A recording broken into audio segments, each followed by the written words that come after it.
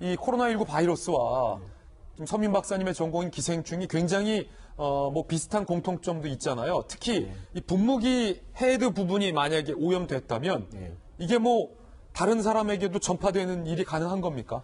그러니까 이거를 뭐 알코올도 아니고 소금물 썼다는 것도 좀 이해가 안 가지만 그리고 이거를 갖다 한 사람 입에 넣었던 거를 다시 넣어서 이렇게 뿌린다는 거 이게 정말 코로나에서는 이 전국에서는 절대 해서 안 되는 거고요. 그게 어떻게 감염 매개가 된다는 겁니까? 감염 매개가 충분히 될 수 있다고 생각하고 더 어이없는 거는 거기에 100명 정도 되는 사람 있지 않습니까? 근데 그중에 누구도 저거를 말릴 생각을 하지 않았다는 게 이상합니다. 사실 그 인류를 그동안 이제 죽음으로 몰고 간 것 중에 상당수가 그 민간요법이거든요. 잘못된 거. 그러니까 예를 들면 예전에는 아픈 사람 오면 거의 1800년까지 일단 피를 뽑았어요. 이걸 사혈이라고 해요. 그러니까 가뜩이나 아파 죽겠어 힘도 없는데 피를 막 뽑으면 결국 죽게 되거든요. 이렇게 많이 죽였고 또 태국이라는 나라에서는 지금은 안 그런데 예전에 이제 눈이 아픈 환자한테 뱀 껍질을 이렇게 딱 붙여가지고 낫게 하려는 그런 게 있었는데 그 뱀 껍질을 통해서 이 스파르가놈이라는 한 15cm짜리 기생충이 이제 자라가지고 들어가서 눈에 막 기생충이 그렇게 나오고 막 그랬어요. 아주 옛날에. 네, 근데 지금 21세기 이 대명천지에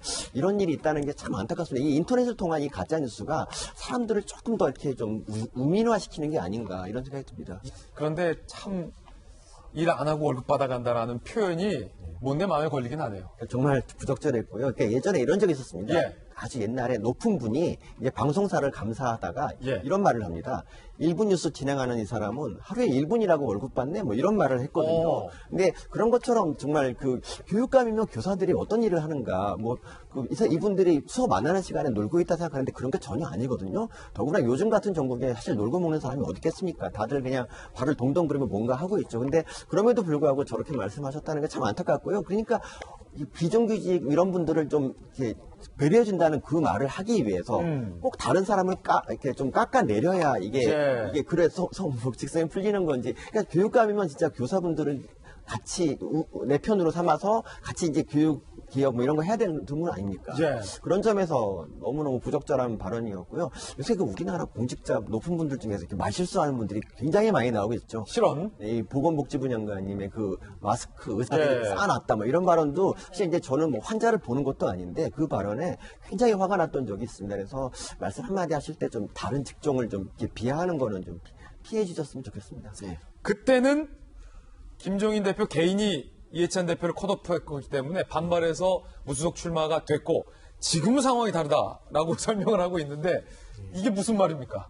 그러니까 어떻게 설명해도 좀 궁색한 건 맞죠. 이해찬 대표가 직접 하지 말고 그냥 다른 분을 시켰으면 좀 더 모양새가 좋았을 것 같고요. 그리고 이제 뭐 당사자는 컷오프 당하면 너무 억울해서 출마하고 싶다 이런 마음은 들겠지만, 근데 밖에서 이제 보는 사람들 입장에서는 별로 좋아 보이지 않거든요. 그냥 어쨌든 당의 명령에 당의 말에 따르지 않는 그런 해당의 일을 하는 거잖아요. 그래서 이제 우리 대통령 선거 같은 경우는 97년에 뭐 이인재 후보가 이제 경선에 불복했다가 이제 결국 다시 출마했잖아요. 그래서 그 이후부터 이인재법이라는 게 생겨서 출마를 금지하고 있는데 그냥 이참에 그냥 아예 이것도 법으로 아예 컷오프고 경선이고 금지하면 어떨까 이런 생각을 법으로 1월 말에서 며칠 지나서 2월 이해찬 대표 측이 겉으로는 그렇게 비난을 하고 뒤로 문성근 씨와 문국주 씨를 접촉했다라는 기사가 오늘 나왔습니다.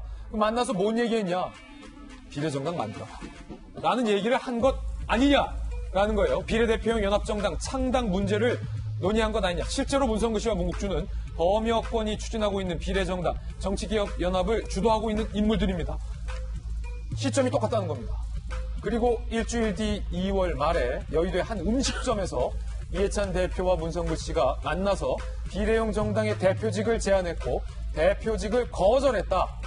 비례당 제안자 역할만 하겠다라고 뒤로 은밀하게 논의를 했다라는 기사가 오늘 조선일보에 보도되고 있습니다. 이 기사가 사실이라면 서민 교수님 겉으로는 한국당 비난해놓고 똑같은 시점에 뒤로 문성근 씨 불러서 똑같은 일을 벌이고 있었다라는 비난이 논란이 일 것으로 예상되는데요. 이건 뭐 저 개인적인 생각인데요. 사실 민주당이 이제 그러니까 어차피 그 선거법 협상할 때 한국당에 그 자유한국당에서는 이미 이제 나는 비례당 만들 것이다 이런 얘기를 공공연하게 했지 않습니까? 근데 거기에 대해서 아마 민주당도 미리 준비를 하고 있었을 겁니다. 단지 이제 시점을 재고 있었을 거예요. 그러니까 한국당이 비례당을 만들면 그걸 막 욕하다가 쟤 때문에는 할 수 없이 한다 이런 프레임을 짰던 것 같고요. 예. 저는 이제 참 안타까운 게 이제 선거법 같은 걸 통과시키려면 이 난리가 벌어진 게 그 선거법 때문인데 그 비례대표 있지 않습니까? 비례대표가 그러니까 제명을 당하면 다른 당에 갈 수 있잖아요. 이거를 아예 이제 없애버리는 이런 정도의 보완 조치를 좀 했었으면 이 난리가 조금 덜해졌지 않았을까 이런 생각이 굉장히 아쉽습니다. 비례에 출마하는 공직자들이 사퇴하는 시안이었다. 공교롭게요. 2017년 10월 조국 전 장관 아들의 인턴 확인서를 허위 발급해줬다는 혐의로 기소된 인물이고요. 기소 후에 무려 53일간 자리를 유지하는 기록도 세웠습니다. 첫 공판은 총선 후인 다음 달 21일 비례연합정당 열린민주당 비례대표로 출마하는 것 아니냐라는 이야기들이 속속 나오고 있는 상황입니다. 자, 서민 교수님께서는 어떻게 보십니까? 굉장히 그러니까 만일 비례대표로 나간다면 그건 정말 부적절한 행위고요. 그러니까 일단 뭐 표창장 기소 이런 것도 있지만 이분이 공직기강 비서관이지 않습니까? 근데 이제 최근에 나오는 보도를 보면 이 라임 사태 때 이제 청와대 행정관이 뭐 좀 라임 사태 관계가 있었다 이런 얘기를 하고 있는데 이 행정관을 갖다 이제 좀 감시해야 될 그러니까 공직기강 비서관으로서 그것도 좀 책임이 있고 그리고 어쨌든 그리고 조국 표창장 그것 때문에 이제 기소를 당했지 않습니까? 예. 근데 그것도 어찌 보면 이유가 어쨌든 간에 좀 약간 좀 국민들한테는 좀 송구스러운 일이지 않습니까? 이 사퇴의 변에 그런 얘기를 좀 했었으면, 그러니까 내가 이런 부족한 점이 많았다. 이래서 사퇴한다 그러면 모르겠는데, 페이스북 출사표, 페이스북 보니까 완전히 뭐, 전쟁 나가는 출사표 같고, 그러니까 저분이 보기엔 저 같은 사람도 이 촛불 명령을 거스르는 이 준동안의 세력이 되는 거죠. 그러니까 참 이게 안타깝습니다. 만약 이분이 진짜 국회의원이 된다면 뭐 재판도 안 받고 그러니까 불체포 특권 같은 것도 이용할 수 있을 텐데 이런 식으로 이렇게 정치를 이용해도 되나 이런 안타까움이 있습니다.